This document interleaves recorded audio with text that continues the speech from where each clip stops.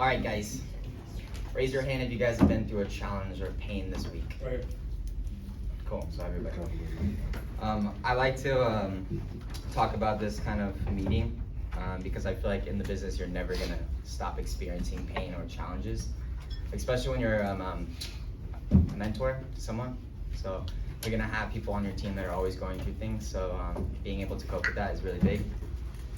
So I honestly just wanted to read you guys something today.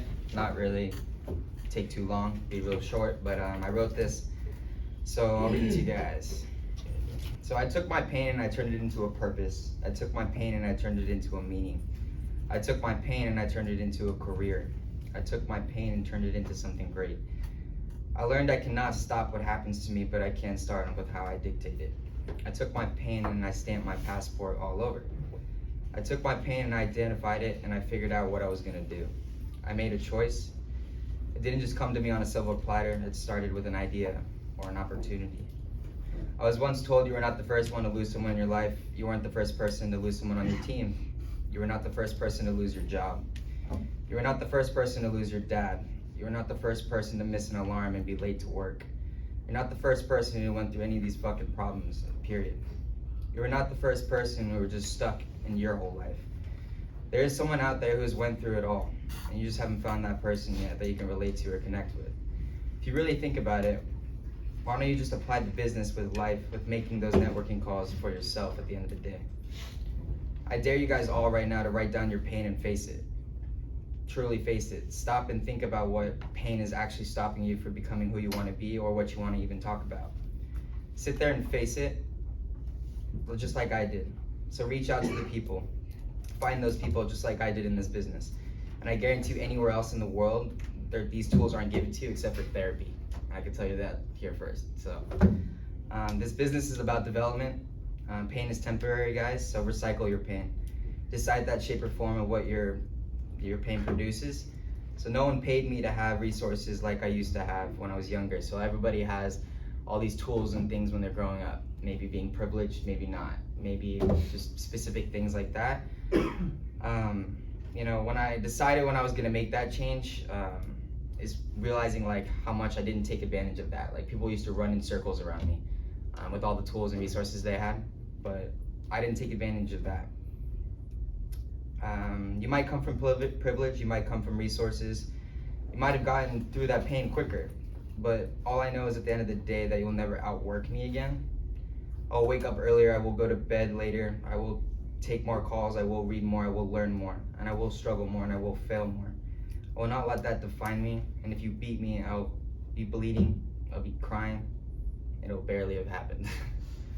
So I want to leave you guys with this. Pain doesn't go away in seconds, so why do you guys think success comes in seconds? So I challenge you guys to live off of efforts, you know, because average people live off of talent. Leaders and successful people live off of efforts. So.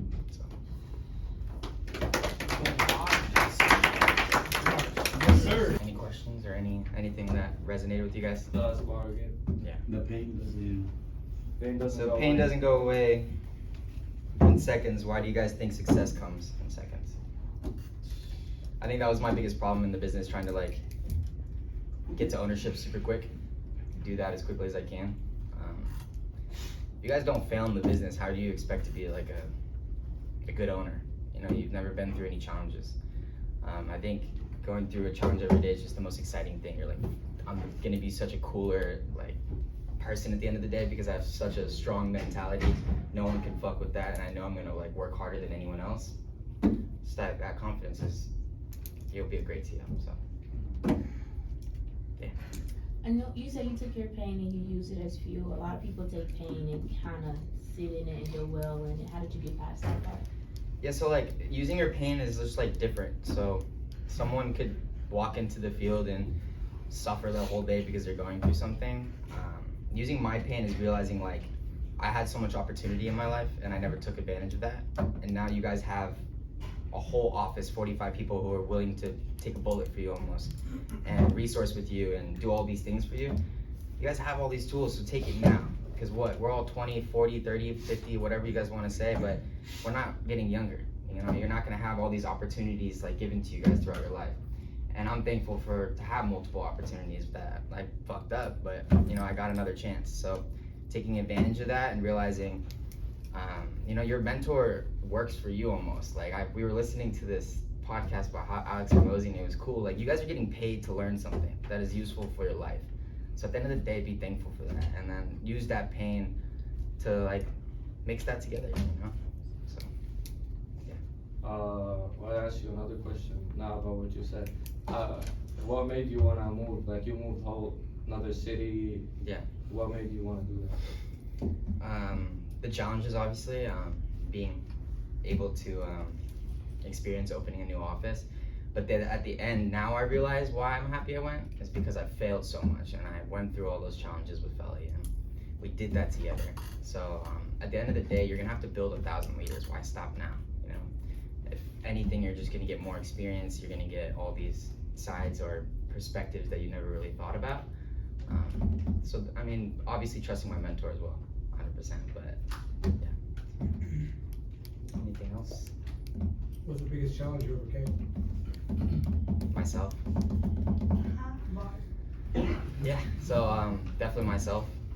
Being able to talk things out and not trying to do everything on my own, and realizing that people are there to help you.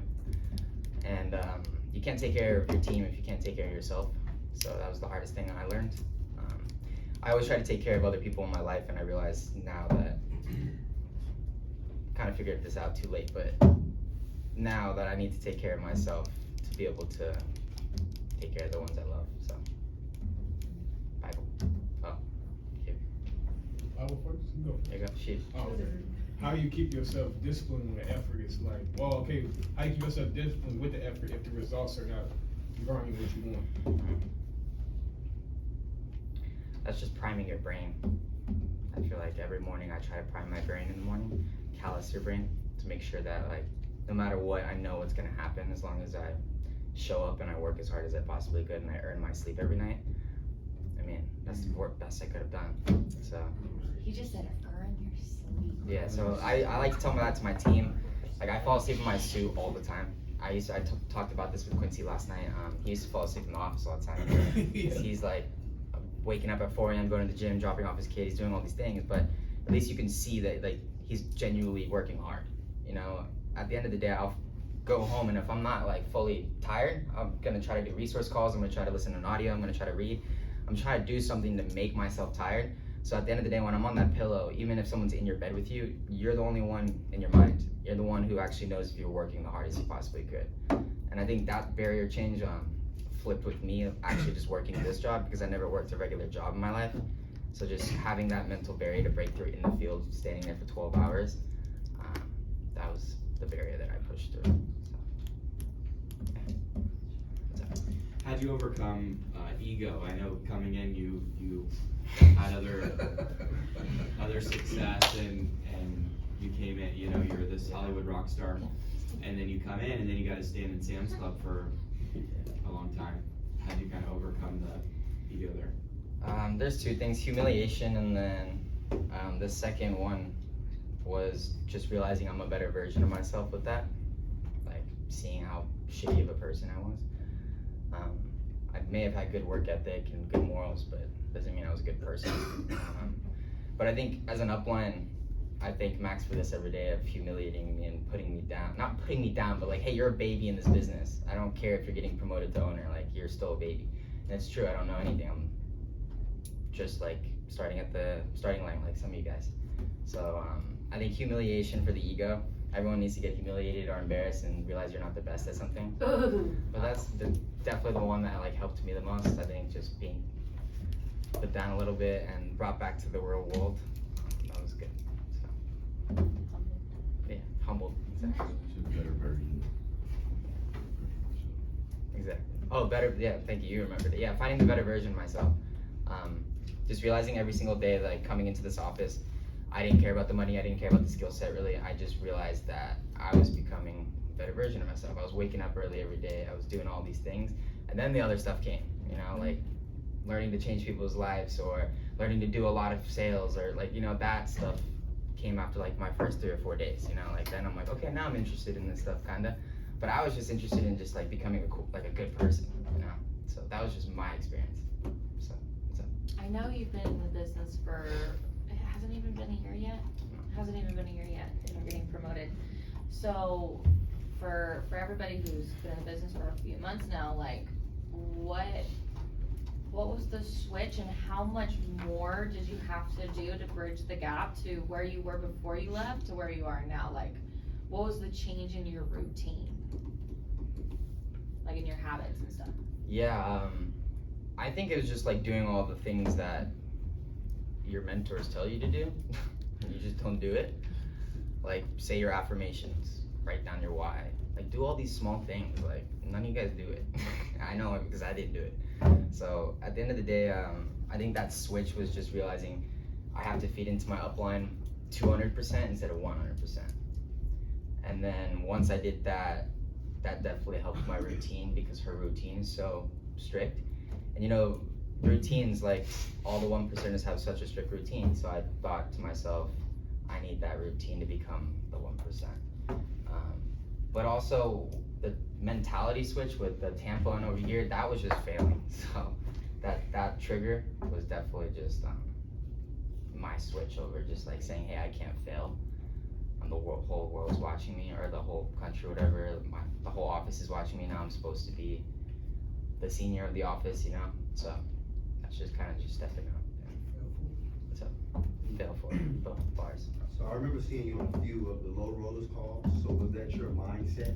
Like, what really was that switch for you? 'Cause I remember, you know. Well, all the time you're gonna go through like ruts in the business. It's not like 10 months of the business. You can't get 10 every week. I'm just gonna tell you that every day. But you can control your perspective and your mindset to try to get 10 every single day. So it doesn't matter like if you go through a rut like a couple days. Everyone's gonna go through it. It's just about how you handle it. So it just goes right back to your systems. So you're a person. How are you gonna handle it?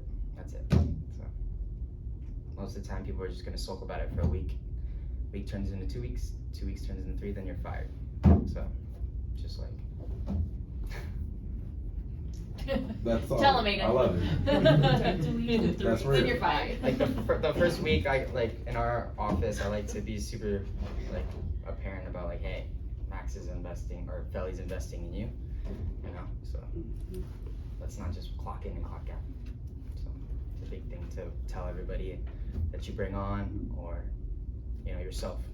So. What's some standards that you have for your team? I noticed that you created a lot more that you duplicated. Did you ever actually duplicate? What were some things that you did to kind of duplicate those? Yeah. standards? I think the small things add up to the big. Being on time, showing up, looking sharp, you know, being at the field, always pitching to the last minute. Those little things, I think add up to the big that, you know, create a strong team. So like, my team is pretty good with clocking in and out. Like they're always on time. They're always like looking sharp. And if they know any of those things aren't gonna happen, they know there's gonna be consequences. So it's just like having that standard of just the small things. It's just like, it's your step 7. You gotta go to the gym first to lose 10 pounds, right? So you gotta do the little things to make the big. Going along off, piggyback off that with the standards, like, obviously, you know, you created a good team, you duplicate yourself. How would you describe your culture, and how did you go about creating your own culture inside Felly's office? Yeah, I think I'm definitely more business, not as much friendship, but we do have a great median. So I think finding that perfect median as a leader is probably one of the hardest things you'll do in the business, because people get comfortable, people get complacent, just etc. All these things. So finding that median for yourself, I think, is going to be really cool. For me, it's just more business, and then on the side, like I'll take them out to dinner. We'll do fun things. Don't get me wrong, but at the end of the day, they know they're here to work.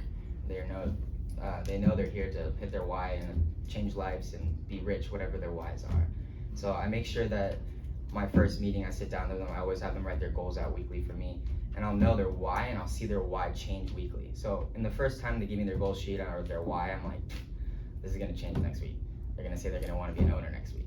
So you'll see that slowly progress, and then also you can read a person. You can tell if, you know, that's actually their why, because you get to know them. So on that friendship median, you can't all just be business. And I'm still learning as a leader to be better at that, you know, because I think sometimes I focus too much on the prize and not everything else. So Coming from the big, like, change that you were coming from, like, obviously the life that you were living before we got into the business, how did you,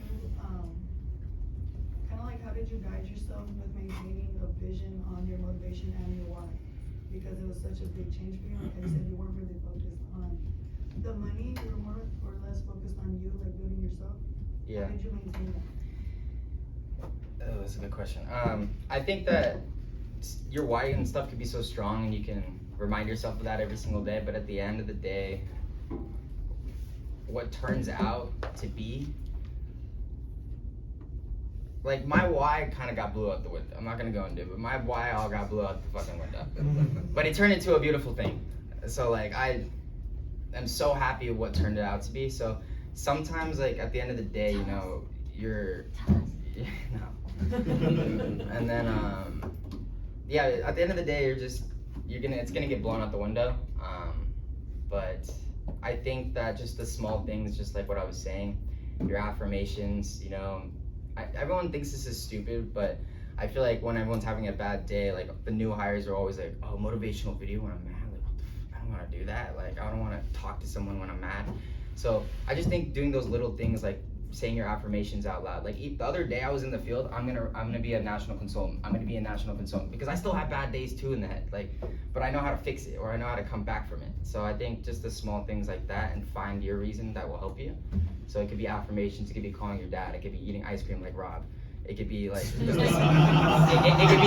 could be the simplest thing like that. So just find that thing to get you out of your head. For me, I'll tell my team as well, if you're having a bad day, drive outside the Sam's Club parking lot, drive all the way out, come back, act like it's a new day, and then when you get out of the bed and you jolt your body out of the bed in the morning, do that same thing out of the car. So you're tricking your body to do a completely different action and, like, mentality perspective almost. So like, when you wake up in the morning, you get up slow and all sulky, you're gonna probably not be the most awake, right? So if you do that same thing with that mentality of saying like, oh, I'm gonna go drop 10 sales, like, and they can't do nothing about it, but you'll at least get a couple sales, I promise you that. So yeah. So I was here on your first day, and I've seen you grow a ton, like from first day to now. So going back, like with what you know now, the growth that you've had, the mentality that you've earned up to this point, like your first day was 8 months ago in this office, right? And you opened Tampa, now you're about to go open St. Louis. Pretty cool. You've obviously learned a lot, you've grown a lot. Walk us through, like, you know, I feel like it's not the best question, but I'm just gonna ask it anyways. Like what would you change, you know? What would you change to grow faster, or to do better, or to circumvent the problems that the self-imposed issues, right? Like for all of us that are on the same journey. I think buying into my upline more. You're not gonna get along with everyone in the business or in life, but at the end of the day, like, they're there to help you, and they love you. Like, they do. I mean, I love all my downlines. If you don't love your downlines, screw you. But just like realizing that my upline doesn't have it out for me just because my ego, and I'm not better than anyone. I think that helped me a lot, but I also wish I could change that a lot, because not being with Feli the whole time in the beginning of the business, I was kind of just talking to Miguel only, having that. But at the end of the day, I'm thankful for both of that reason, like the reason I did that. But buying into my upline, I think I could have, you know, connected as a team more and went farther. We read a book called Speed of Unity. I really like that book because, you know, the unity of a team is just like not just dropping numbers in the store. You know, it's all the small things, like getting business dinners, doing those things. And a big thing I wish I'd change is not being so emotional, because when you get to a certain point, I feel like you just feel bad. You're like, oh fuck, I'm so sorry, upline. Like, I'm such an emotional person, or like we were as a group. So just realizing like you're gonna be in Max's shoes one day, you're gonna have to go through all the problems that he deals with. So realizing now early that if you can take it easier on him a little bit for him to help you in other ways and other routes and reasons, it'll mean a lot more and the company will go a lot farther. So don't think about yourself at the end of the day. It's a team, it's a family, it's whatever you guys want to call it. So I like what you just said. Can you repeat that? I know that was hard. The You were worst part, saying yeah. the unity of the team. You were saying It's not just like the small realizing- things, it's like the business dinners, it's, all those things that consist of making a team. Yeah. And then, But you were saying something about recognizing that you're eventually gonna be where your upline's at. yeah, so eventually realizing you're gonna be in Max's shoes, so like, not going to him with every single flipping problem in the world, and realizing step 8, take control a little bit, and be a leader, and figure it out, and come to him maybe with a solution. I'm not saying not every problem is gonna have something where you can do that, and that's okay. I'm not saying don't reach out to Max. But again, there's 50 people in this office. It's a lot of problems that happen. There's probably a lot of hours that he wants to give to you guys that he can't because of those things. And I realize that because Felly's going through that. So at the end of the day, I think changing that perspective to like owner instead of a rep really early in the business, that will help you more than anything in the world. Like just changing that perspective. It's not easy, but you have to break that mental barrier, and that mental barrier is going to be something that Max or Emma tells you guys that you guys don't like, and that's just going to be simple as that. You guys won't like it. So What would be your biggest piece of advice for somebody who's going through a pretty low valley in the business? Don't quit. And how to overcome that? Don't quit. Again, I've been through so many bad times. Just don't quit. I was just telling you guys that earlier. Like I've been given so much opportunity and I quit. I folded. Like whatever you want to say.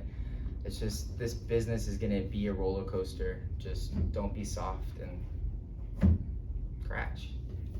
And then resource. Resource out. There's obviously 1,000 people who've been through what you've been through. I guarantee you half of the people in the room has probably went through something similar to me. So, not maybe your whole life, but someone doesn't have a dad. Just something simple like that. Like that connection could change your life, and you just don't know it yet. So don't be afraid to network out. That was my biggest thing as well. I hated talking out. I hated reaching out because I didn't think I needed help. I could just do it by myself.